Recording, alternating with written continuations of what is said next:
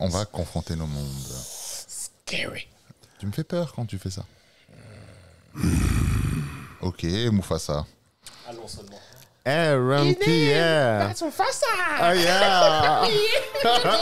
That's Mufasa.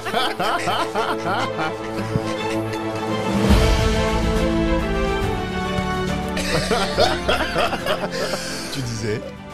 Bienvenue au monde fantastique d'Abidjan Talk Live. Nous sommes en présence d'un aventurier qui a remonté le fleuve Amazon, chassé les sangliers en Laponie, sous les aurores boréales. Il vient tout droit de la forêt J'ai des pygmées. du Cameroun. Il est tout petit,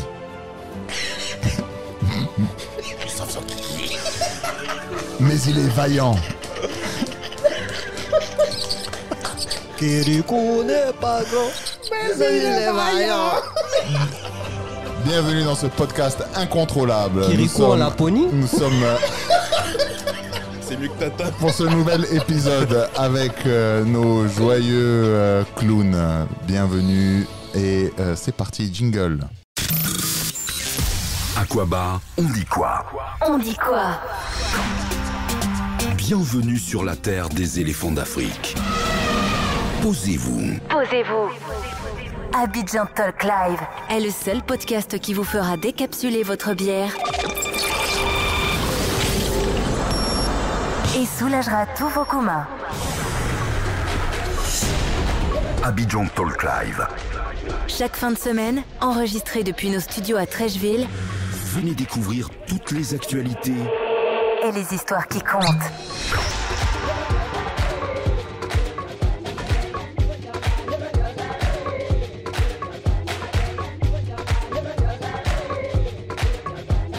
C'est la partie où tu parles. Ah, c'est la partie où je parle. C'est la partie où tu parles. Ok. Donc bienvenue à ce nouvel épisode d'Abidjan Talk Live où nous sommes toujours en compagnie de Didi du coup puisqu'il il est 19h passé. Bonsoir. Bonsoir Didi, comment vas-tu? Ça va et vous, hein? Comment tu as Tête de vécu Quinté. Comment tu as vécu ce premier épisode en latence? Écoute, j'étais à l'intérieur d'Eddie, j'ai vécu ça très brièvement, je dois dire, mais maintenant que je suis sortie, tout va bien. Bienvenue à toi. Merci. On est mieux que lorsqu'on est à l'extérieur des choses et qu'on peut s'exprimer. N'est-ce El Jefe, pas? comment vas-tu? T'es mieux à l'extérieur qu'à l'intérieur, toi? Non, je parle de Didi. Moi j'aime bien être à l'extérieur, mais El Jefe, je sais que tu adores aller en profondeur. Je pense que Didi va choquer nos auditeurs ce En soir. effet. Oui, bonsoir. En effet, Didi. Didi, est-ce que t'es parenté à P. Didi? Absolument pas, je ne gère pas l'huile d'enfant, tout va de baby oil hein, pour traduire, hein, pour les francophones. Non, je suis pas apparenté à Didi B, je m'appelle Didi C. C'est un peu les Spice Girls de Côte d'Ivoire. Ah, pas mal. Pas mal, pas mal. Mehdi, comment vas-tu? Salut les gars. Alors, comment est-ce que tu juges cette première partie qu'on a faite avec Eddie, El Jefe et Quinté? Très sympa. Bonsoir à tous. Qui t'a appelé, même? Qui t'a appelé? Qui t'a appelé? Est-ce qu'on a C'est besoin moi de qui l'ai m'appeler? appelé. Je suis hein. toujours là. Moi j'adore Quinté. Hein. Quand j'entends la pour voix les de Didi B, je suis là. C'est Didi C, s'il te Ah, plaît, Didi C, respecte-moi. sorry. Excuse-moi. Comme il y a le père Fouettard à côté de toi, on l'appelle le chausseur. Mehdi le chausseur. Et à ta droite, tu as le professionnel de la noix de cajou. Bonsoir. Cajouman. Bonjour, je suis toujours El très professeur. content. Je suis toujours très content de partager mes noix. L'homme. Nous adorons, L'homme cacahuète. Moi, ce qui me fait peur là quand je le vois comme partager. ça, là, on dirait la pub Instagram. Laquelle l'algorithme fonctionne pas pareil pour tout le monde. Hein. Vraiment, je sais pas sur quoi Si- tu cliques, mon gars. Si, je pense que vous l'avez vu, mais comment la décrire? Réfléchissons.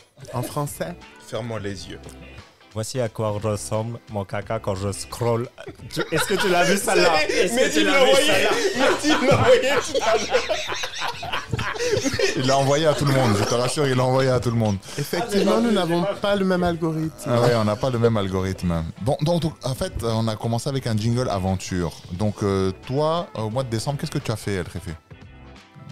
Parce que dans tes différentes stories, tu voulais raconter à tes enfants comment est-ce que tu as remonté le fleuve Amazon, comment est-ce que tu as chassé l'ours au pôle Nord. Ah, Mehdi, oui. Tu regardes mes statuts et puis tu as mal, je te fuck, je m'en fous de toi, je m'encule là. Chacun son algorithme. Voilà, tu comprends maintenant, Eddie, la complexité du montage. C'est Didi actuel. Ah, mais je Didi. comprends la C'est difficulté. Didi, bon sang. DDC. DDC, ok, DDC. Ouais, donc, Motherfucker life. donc ouais, tu as remonté le fleuve Amazon, tu as fait, t'allais claquer une bise au Père Noël. Non, même pas. Alors, l'histoire de l'Amazon, non, c'était pas l'Amazon, c'était le Cameroun. Ok. Donc, voilà, donc c'était il y a 3 ans. Ouais, c'était il y a 3 ans. Ouais, parce que monsieur, il prépare ses stories pour pouvoir 3 ans. Non, mais c'était un truc de... impressionner Non, c'était surtout pour raconter des histoires, en fait. ses followers. C'est juste pour dire, c'était pour souhaiter la bonne année à tout le monde à la fin du mois de janvier, parce qu'on a jusqu'à la fin du mois de janvier pour souhaiter la bonne année à tout le monde. Et c'était pour dire... Il reste une semaine. Simplement que la vie commence quand la peur s'arrête. Donc moi, j'avais peur pendant des années de faire des choses. Puis finalement, je me suis dit, fuck it. À Jamais Saint-Michel, on dit qui n'a pas peur n'a pas le courage. Donc du coup, Effectivement. maintenant, voilà. Donc DDC, elle peut dire... Ah non, ce que je voulais dire sera censuré.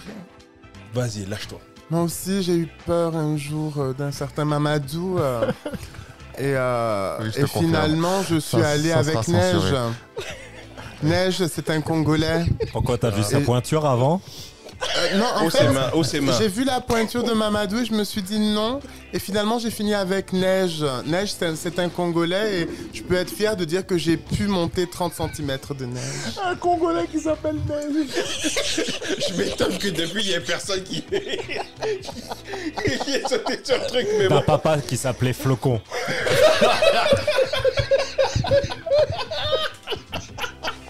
Il était léger, Flocon. Il était monté en neige. Sa mère s'appelait Pluie. Et son père s'appelait Frigidaire. Qui a dit il s'est battu? Oh, Mehdi, tu es bien, Mehdi. Mehdi, et toi, qu'est-ce que tu as fait d'extraordinaire dans ta vie? Qu'est-ce qu'aujourd'hui, si tu dois dire, ouais, j'ai fait un truc extraordinaire, à part soulever des bouchons de radiateur à 1,3 bar, est-ce que... Je pense que Mehdi nous a quittés. Rip. Mehdi est loin. Tu vois, parce que El Jefe, il est parti chasser le sanglier au pôle Nord. C'est pas mal. Je vais être un peu plus romantique. En même temps, il aurait pu aller dans la région des 18 montagnes et puis il aurait pu chasser aussi un autre animal. Non? Je vais être un peu plus romantique, un peu plus classique. Madame qui a appelé mon petit frère au Maroc en lui disant « Mehdi s'est pas reposé cette année, il a trop bossé. Trouve-moi une petite formule pour qu'on puisse se reposer en fin d'année. » Et du coup, je vais passer mes fins d'année à Rabat. Et tu t'es pas reposé. Dans un petit riad, très sympa. tu t'es pas On reposé. a mangé, je me suis reposé. Fais rêver Bah les si, auditeurs. il est parti se reposer. Fais rêver les auditeurs. On n'a pas Ils sont partis demandé. dormir ensemble. Vois mon clin d'œil. On n'a pas demandé. Non, Qu'est-ce l'eau que de- tu es parti faire de. Non, franchement, l'eau de rose, ça fait du bien. On de parle temps de en choses temps. extraordinaires. Tu vois, je t'ai dit, il est parti chasser le sanglier. Il m'a montré son guide. Il a une mule. Franchement, ça dépend parce que moi j'ai une question par rapport à cette affaire de Et sanglier. donc cassé, s'il te plaît. Et- Moi j'ai une question Baby par rapport à Croquette, cette le mec. affaire de sanglier. Mais Davy Croquette, il a pas de cheveux? Écoute, El Jefe, il en a pas beaucoup. Hein. Non, il en a pas du tout. chevaux, des cheveux. C'est une très belle question. On meuble, on Non, en ajuste vrai, c'est une le vraie meuble. question. Si vous deviez désigner chacun d'entre vous un moment épique ou qui a marqué votre vie, ça serait lequel? Mehdi. La situation, le moment le plus mémorable, comment...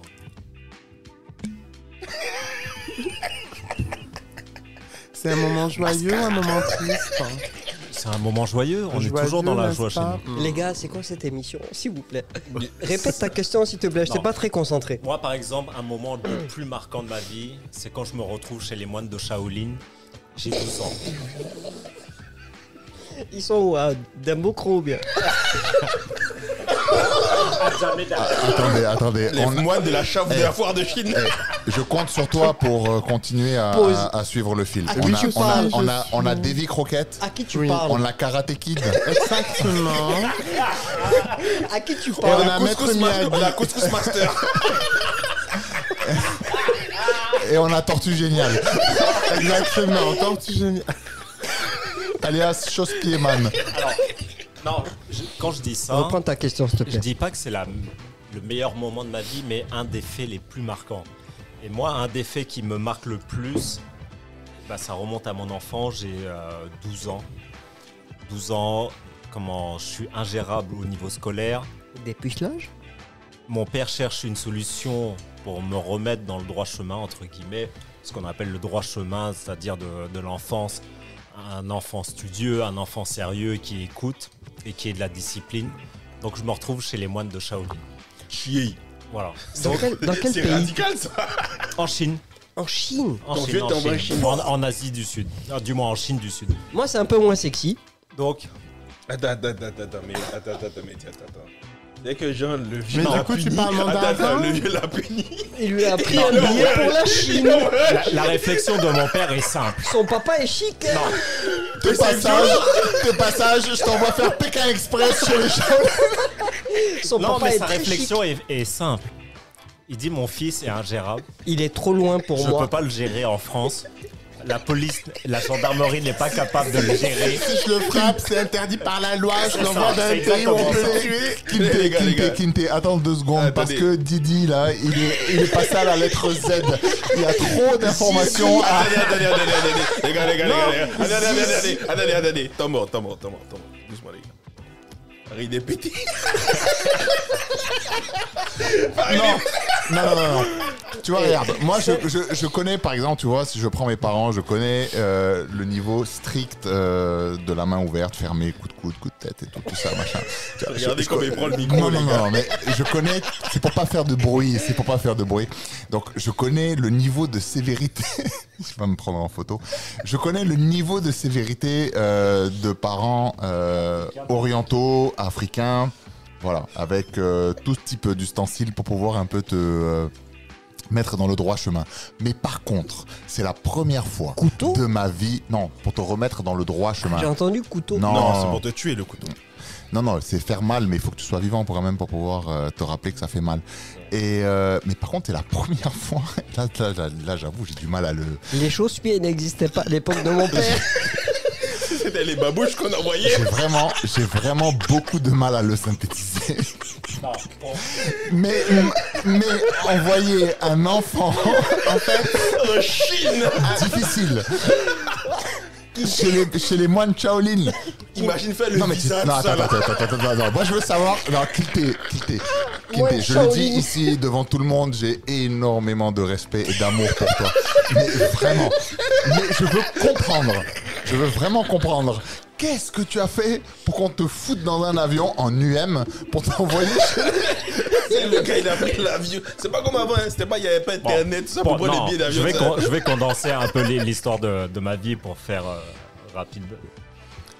5 ans, je perds ma mère. À mes 5 ans, je perds ma mère. C'est mon père qui se retrouve seul à m'élever. D'accord. Mon père est amené à faire beaucoup de missions en Chine de par son travail. Ah, d'accord.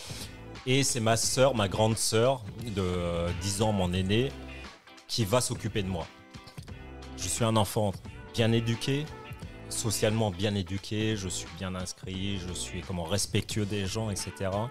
Mais dans mon fond intérieur, j'ai la connerie qui m'anime. Donc ça veut dire, à mes 10 ans, je commence à conduire dans la ville, je suis capable de prendre la voiture, etc. Donc il y a un moment, mon père perd pied, et il dit, il faut que je trouve une solution pour canaliser cet enfant et lui donner les bonnes directives. Donc c'est comme ça qu'il a amené à réaliser qu'il doit trouver une solution. Et la solution, il rencontre différentes personnes qui ont pratiqué des retraites spirituelles et autres, comme chez les moines de Shaolin. Et il m'envoie là-bas. Ça dure 3 mois. Au bout de 3 mois, il se rend compte qu'au final, on n'arrivera pas à trouver d'assurance capable de m'assurer. T'as perverti les moines. Non, capable de m'assurer pour me rapatrier en France en cas d'incident grave, etc. Donc, je n'ai pas pu durer là-bas. Mais quand j'arrive là-bas, il part du principe qu'à partir du moment où tu auras faim, tu apprendras à parler. Donc, c'est comme ça que j'atterris là-bas. Je commence là-bas sans connaître la langue, sans pouvoir m'exprimer. Et ça commence par de la méditation, parce que ce sont des bouddhistes avant tout. Et puis si tu parles de Daba. De toute façon, tu parles en daba. Un enfant de 8 ans plus petit que toi, il vient, il te daba. Quoi qu'il arrive, on va te daba. Tu fermes ta bouche, tu fais ce qu'on te dit. On te dit, fais le pieu, fais le pélican pendant 3 heures sur le même piquet. Tu le fais, il n'y a pas de problème. Et c'est comme ça que je me suis retrouvé là-bas, mais que ça n'a pas duré et tout. Mais donc, comment tu comprends qu'il te demande de faire des pélicans pendant 3 heures sur le même piquet?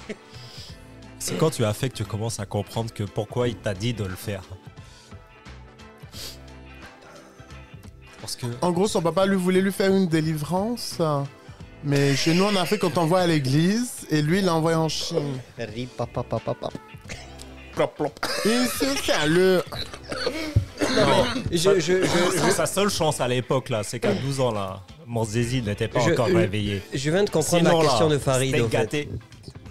Non, mais c'est extraordinaire. Non, mais la vérité, moi, je m'attendais pas à ça. Mais écoute, big up à ton papa. Non, mais j'ai fait les jésuites entre-temps. Chi. Non, parce que j'ai fait Shaolin. Mais tu étais si difficile que ça? Mais t'es terrible. Junior, ça se voit pas avec ta petite salopette, là. Non. Mario, tu sais, c'est Mario. L'esprit rebelle, là, ce n'est pas dans l'attitude que tu abordes au niveau des gens. Kinte, tu as fait témoin de Jéhovah aussi? Non, c'est les seuls qui ont refusé à la maison. Mais on les invitait à discuter quand même. À la fin, c'est eux qui partaient fous. Non, mais je pense que je viens de...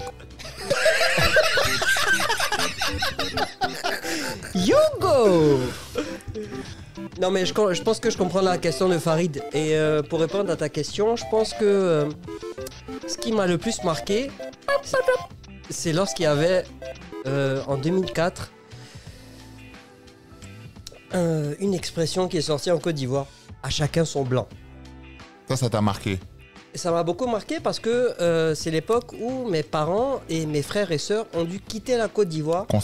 Contextualise un peu, s'il te plaît, pour les auditeurs. Ben, il y avait une crise politique entre certains partis et ça a été un clivage ethnique et à un moment, il y a eu des problèmes entre le pouvoir en Côte d'Ivoire et la France et il y a des gens qui, à la télévision, ont pu manipuler la population en disant « à chacun son blanc ». Ça, les gars avaient juste faim, ouais. Je pense que cette phrase définit un peu ce qui a dû se passer avec certaines personnes blanches, teint basané, tout mélangé, libanais, marocains, blancs, tout ce que vous voulez. Et ma famille a dû être rapatriée. Ce jour-là, j'ai dû prendre une décision et j'ai dit que je ne quitterais pas la Côte d'Ivoire. Et je suis resté seul, j'avais 19 ans. Je suis resté seul en Côte d'Ivoire, sans famille ni rien du tout, parce que tout le monde a dû être rapatrié. Tout ça à cause de goût. Hein. Je connais mon élément. Je ne m'exprimerai pas sur ce que vient de dire Monsieur El Jefe, mais je me suis retrouvé tout seul du jour au lendemain, dû à ces histoires de guerre et tout. Seul à la maison, avec toutes les petites. 19 ans. À 19 ans. Cocody. Sauvage. Cocodai, seul. Mais ça n'a pas beaucoup changé jusqu'à maintenant, parce que quand je vois tes publications, t'es toujours le blanc de ces dames. Le gentil ami, celui chez qui on se confie. Bon, soyons sérieux. Vu que c'est Abidjan Talk Live, exclusivité pour tout le monde. Yeah. On a un jingle exclusivité là, s'il vous plaît. On a un super jingle, mais je pense pas que ça fasse le truc. Allez. Abidjan Talk Line, actualité. Mehdi a.k.a. Nico Bellic se marie fin avril 2025. Ah, Nico.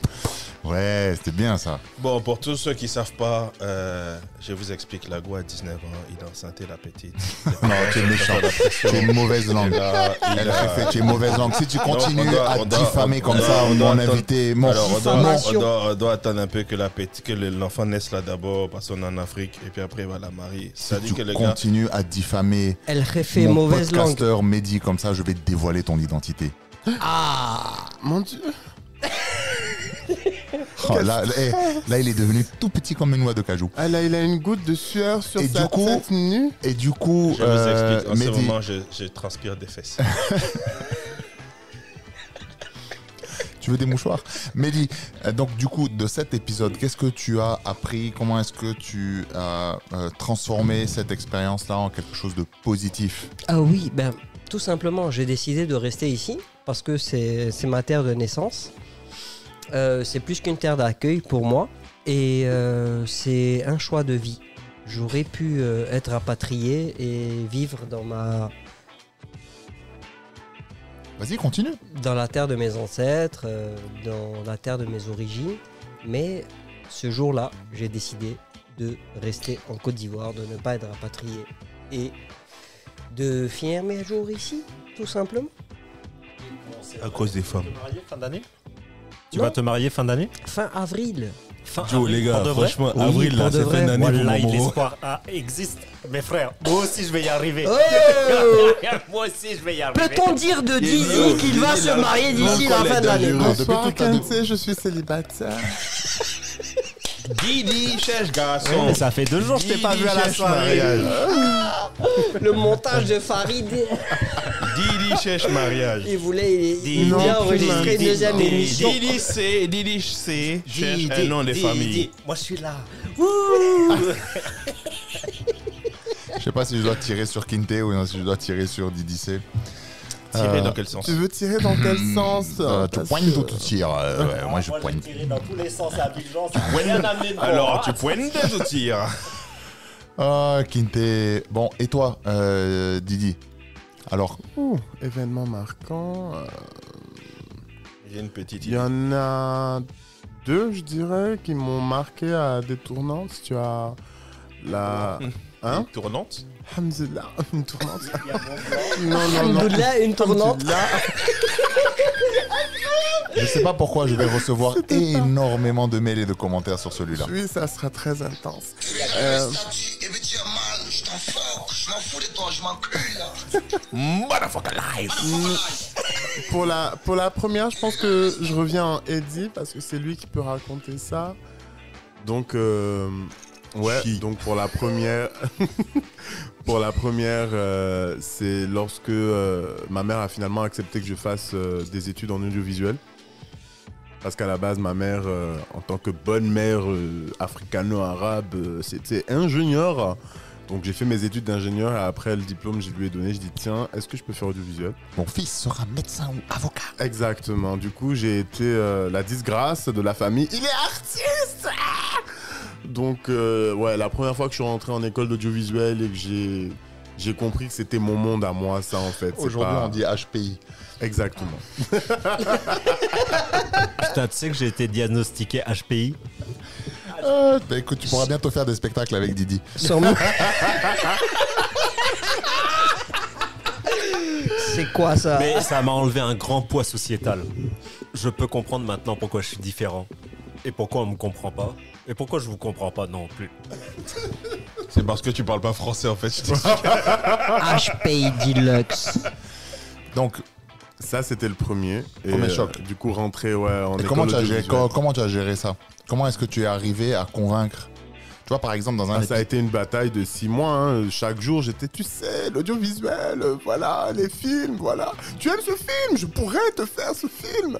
Et ouais, ça a été une bataille énorme. Et une fois que je suis rentré, je sais pas comment expliquer. C'est comme si je savais que j'étais enfin arrivé dans ce qui était dans mon eau à moi, en fait. On dira que... tu peux pas juger la force d'un poisson si tu lui dis de grimper un arbre. Et du coup, là, on m'a mis dans mon marigot, en fait. Et je nageais parfaitement dedans, quoi. Donc Ouais. ça, c'était mon premier moment marquant. Le deuxième, tu veux enchaîner ou bien on laisse El On Jefe? continue le Jefe ou j'enchaîne sur le deuxième parce qu'il est rapide. Le deuxième, c'est Didi qui revient là. Non, c'était juste que j'imaginais un poisson monter dans un arbre. Quoi. Non, mais en fait, c'est... Silu. Hyper potentiel divergent. Il est dans tous les sens. Oh my God. Et pour le Ton deuxième, c'est Didi. Oh my Et God. du coup, c'est moi, je suis de retour. Bonsoir. Du coup, pour le deuxième moment marquant, ça a été mon premier One Woman Show qui s'appelle Je suis du verbe être. Du coup, c'est vraiment le truc où je parle de moi dans le Sans truc pudeur. le plus, sans pudeur, le truc le plus simple. Je commence en Eddie, je me transforme en Didi sur scène sur It's Raining Men en chantant et dansant. Et le seul petit regret que j'ai par rapport à ce spectacle, c'est que ma mère n'a pas pu y assister. Elle nous a quittés avant. Mais j'espère que de là, ouais, là, elle a vu, hein, au moins elle était en Ouais, siège en oui, hauteur, oui. gratuitement pour une fois, donc voilà. Attends, tu dis Vip, gratuitement. vip, vip. Genre, tu allais la faire payer. Merci là-bas. Bien Vraiment. sûr qu'elle participe à mon évolution. Il a des origines libanaises, les amis. Tout Il est perd pas commerce. l'or. Ça n'a rien à voir avec les Attention, origines. Ça. Non, faut pas déconner. Donc voilà, c'est les deux moments marquants. Bon, Et là, toi? là, il y a Kinte qui est en train de faire des étirements. Il est en train, vous le voyez pas dans le studio. Ouais, il se il a- rappelle de ses époques Shaolin. Ah là là, Kinte. On va s'arrêter sur la poutre après ensemble. On va Mais, voir qui tiendra plus longtemps. oh, Didi, tu te calmes. Mais je suis très Je calme. vous demande de vous arrêter. Di- Il y a quoi là Didi m'a dit en coulisses que Kinte avait un cri de guerre. Non, il va réfléchir à ça. El Jefe, est-ce que tu as un moment marquant dans ta vie miraculeuse d'aventurier que tu as bien voulu nous partager déjà sur tes réseaux sociaux, mais un moment marquant? Le seul moment marquant dans ma vie, c'est la naissance de mon fils. Ah, je savais.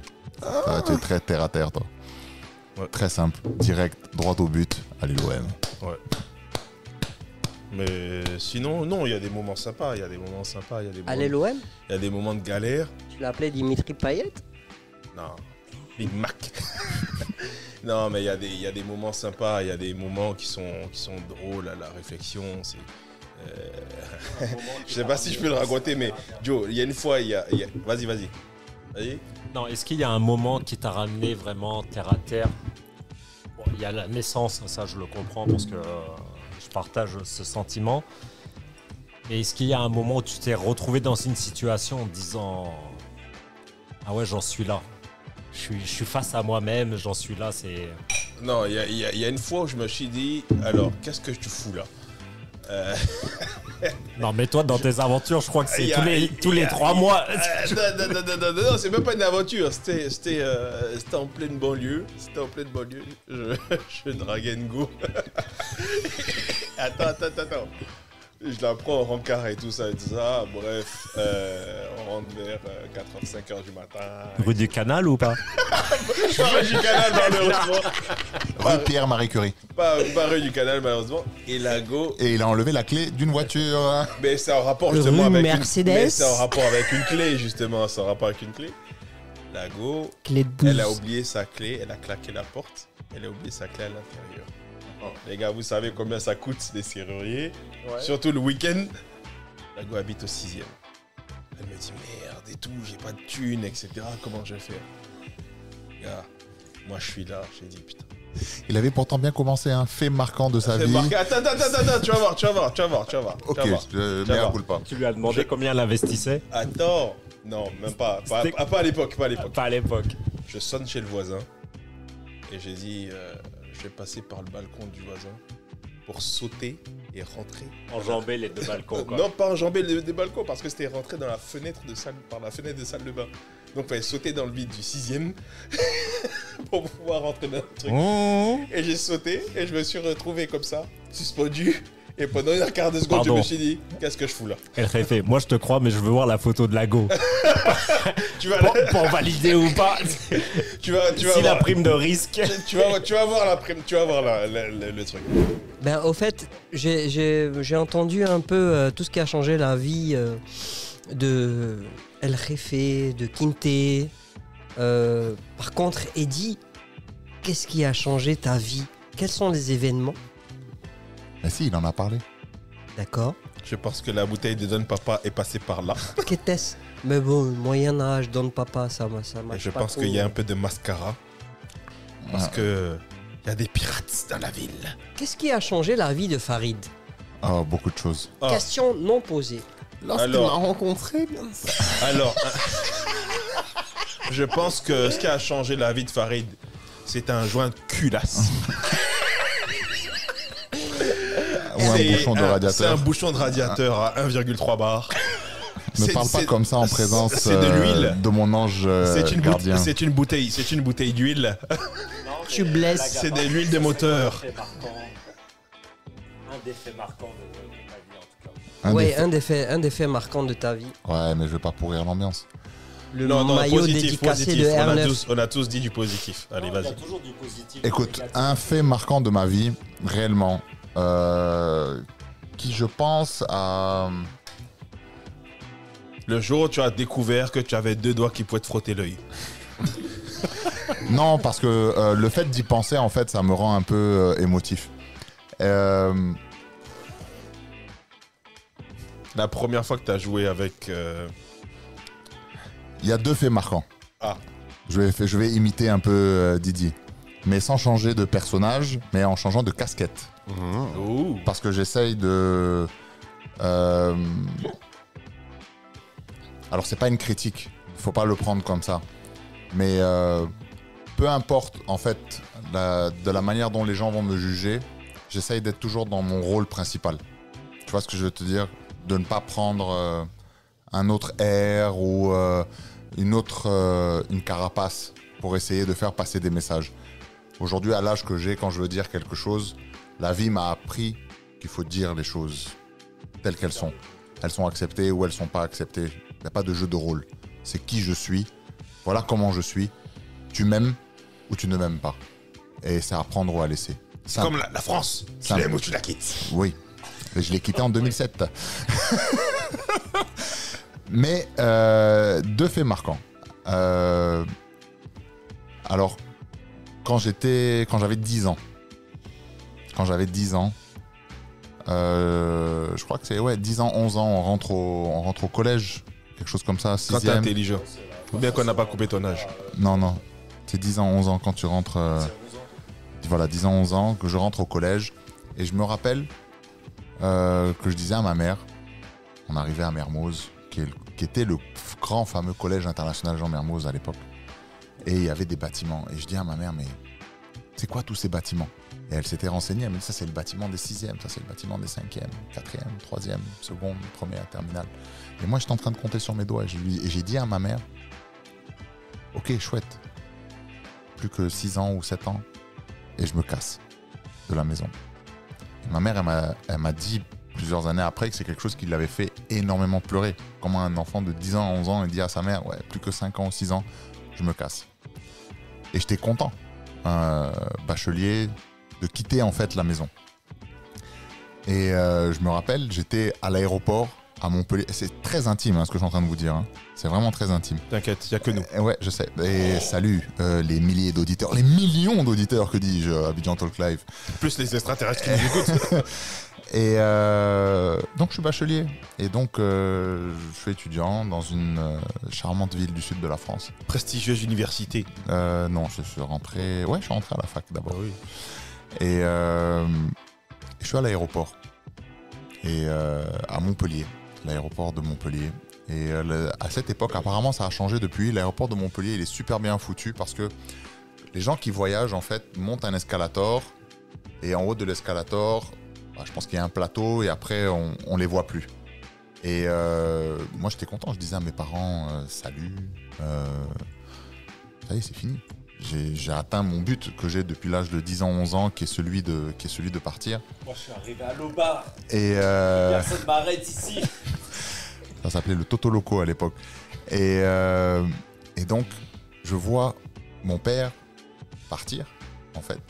Et il disparaît au fur et à mesure qu'il monte de l'escalator, parce qu'on s'était dit au revoir. Lui, voilà, il se cassait, voilà. Le bon paternel. Exactement.